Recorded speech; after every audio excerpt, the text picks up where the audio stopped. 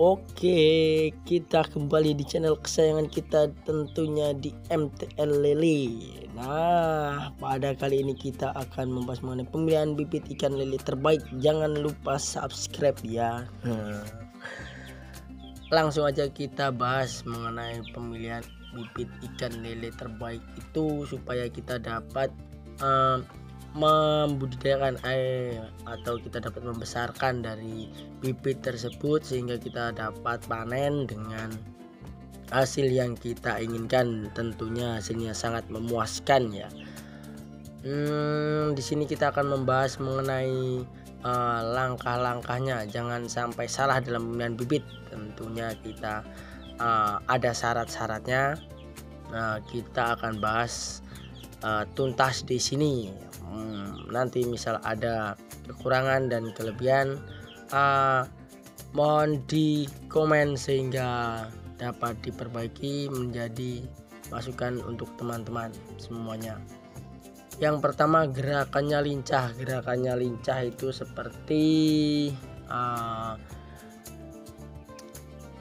tidak diam saja. Nah, intinya itu gerakannya lincah. Ikan lele dengan ukuran yang masih kecil, tentunya dengan kepadatan kolam itu dapat kita lihat bahwa ikan tersebut sehat atau tidak, baik atau tidak. Untuk dibesarkan itu kita dapat melihatnya secara langsung ke tempat budidayanya. Di sini kami MTL Lele sedang mengunjungi dari pemijahan di lokasi yang dekat dengan pembesaran di MTL Lele. Gerakannya lincah itu gesit naik turun pada permukaan air lalu ke dasar. Kemudian syarat yang kedua itu ukurannya seragam. Yang pertama tadi gerakannya lincah menandakan bahwa ikan itu benar-benar sehat dalam pergerakannya. Jadi mobilitasnya nanti untuk pada saat dipindahkan atau dibesarkan itu tidak akan mati. Kemungkinan matinya kecil. Untuk selanjutnya, untuk ukuran seragam itu tidak memakai seragam pada sekolah atau kerja, tetapi ukurannya itu serempak. Nah, dapat diartikan bahwa seragam itu berdasarkan ukurannya, misal 57 semua, 46 semua, ya kurang lebih seperti itu, tidak ada bongsorannya. Kemudian tidak ada luka.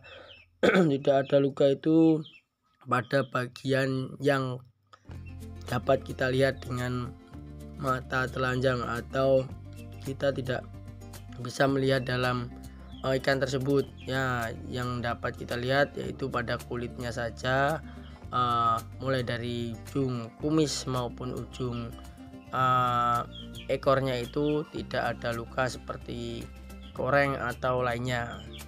Selanjutnya, tidak menggantung. Tentu saja untuk pembudidaya yang masih pemula atau sudah senior, mungkin sudah tidak asing lagi dengan ikan yang menggantung. Itu tentu saja banyak faktornya.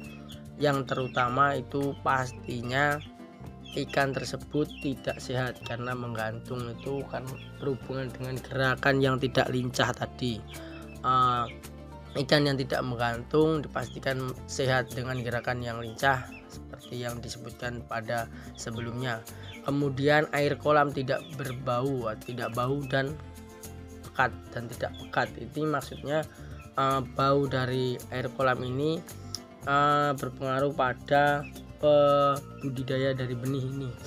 Pada waktu pemijahan sampai pendederan sampai siap dijual itu bagaimana perawatan dari orang yang mempunyai usaha dalam pembenihan ini, itu akan berakibat pada kesehatan lele juga. Walaupun tidak ada luka di luarnya, nantinya jika perawatnya tidak maksimal dengan kolam yang berbau busuk dan airnya itu pekat, ikan tidak akan sehat dengan seutuhnya atau sepenuhnya.